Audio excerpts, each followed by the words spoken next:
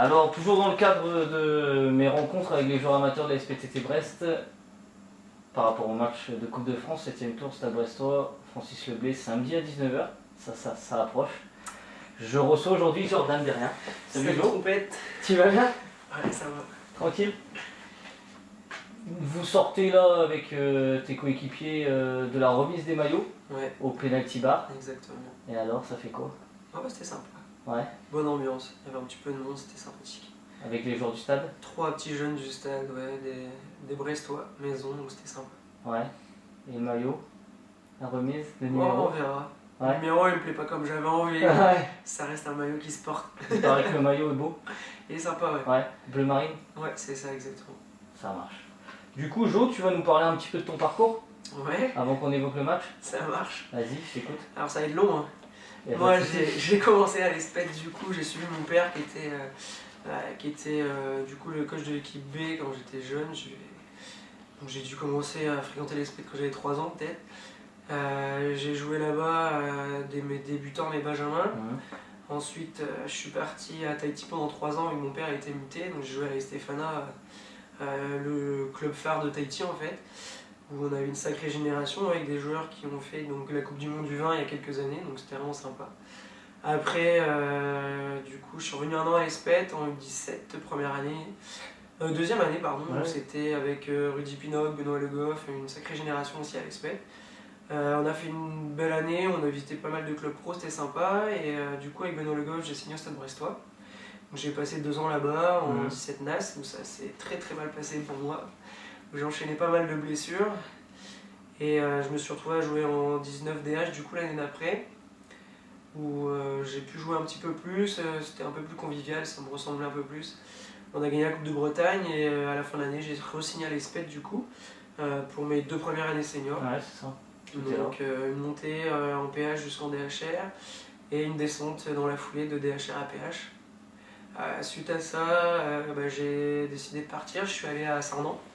En DSR, donc du coup à Sarnan on est monté directement en DSO, on a terminé 2ème avec un beau parcours en Coupe de France aussi, éliminé par Pontivy je crois 2-1 ou un truc comme ça, je sais plus exactement. Je crois que c'était le 5ème tour, enfin c'était sympa. Pendant que j'étais à Sarnan j'ai fait du coup des tests avec un agent pour partir en tant qu'étudiant athlète du coup aux États-Unis ou au Canada. Donc l'année d'après j'ai fini par débarquer au Québec.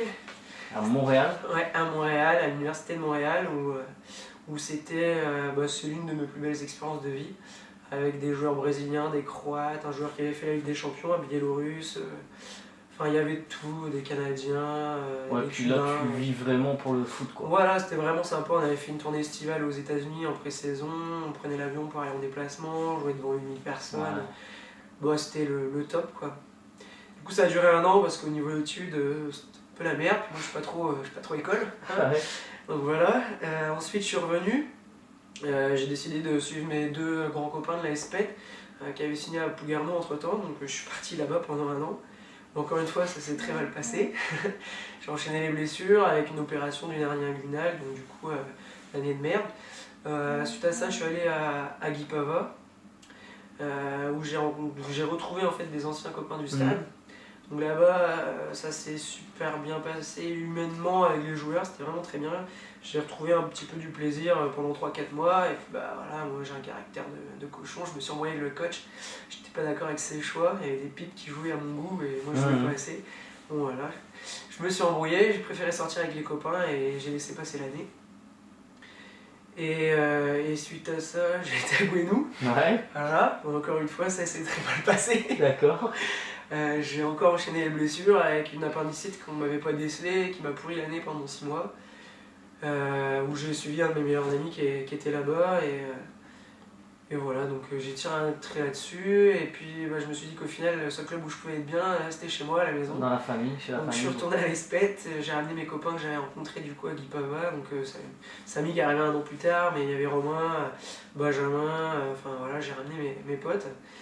Et l'année dernière, humainement, collectivement, c'était une année super pour l'ESPET, mais moi pareil, année de merde encore, fracture du péroné, des grosses blessures aux adducteurs, donc j'ai tiré un trait encore l'année dernière, et puis là je suis revenu cette année. Voilà, donc là, cette année, c'est vraiment sympathique. Ça se passe mieux déjà pour toi, physiquement déjà. Ouais, c'est mieux. Comment t'expliques ce parcours t'as fait beaucoup de clubs, donc ça t'a permis humainement de rencontrer des gens, mais physiquement, t'es sujet quand même à des blessures. On sait que t'as eu tendance à sortir beaucoup, fut un temps aussi. Fut un temps, c'est vrai que j'étais un bon pistard. Ouais. J'aimais ça. Après, ça fait 2-3 ans que je me suis calmé, mais les blessures, elles arrivent et elles viennent, c'est comme ça.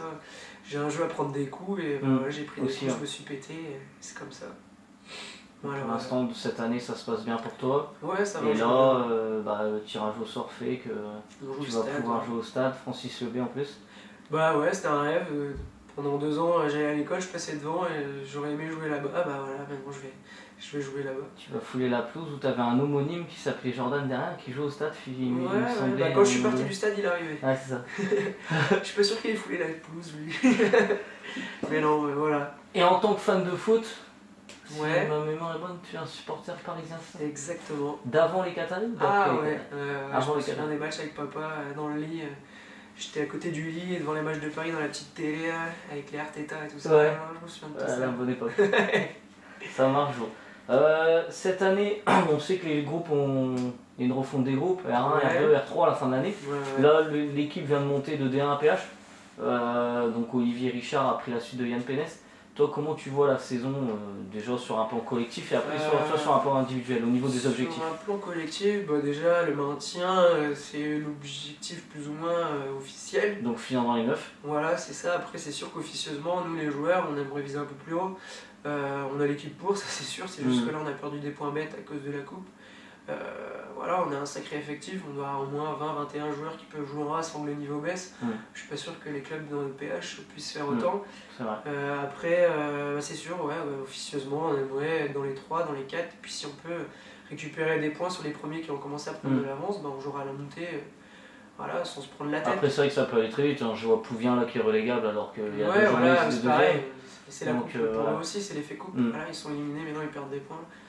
Après, la question serait de savoir si le club est prêt à monter directement en R2 ou pas. Après, monter ça se refuse pas de toute façon. Ah non, ça c'est sûr. Tu montes. Ça c'est sûr. L'équipe B, elle met des branlés tous les week-ends, elle joue en D3, c'est sûr.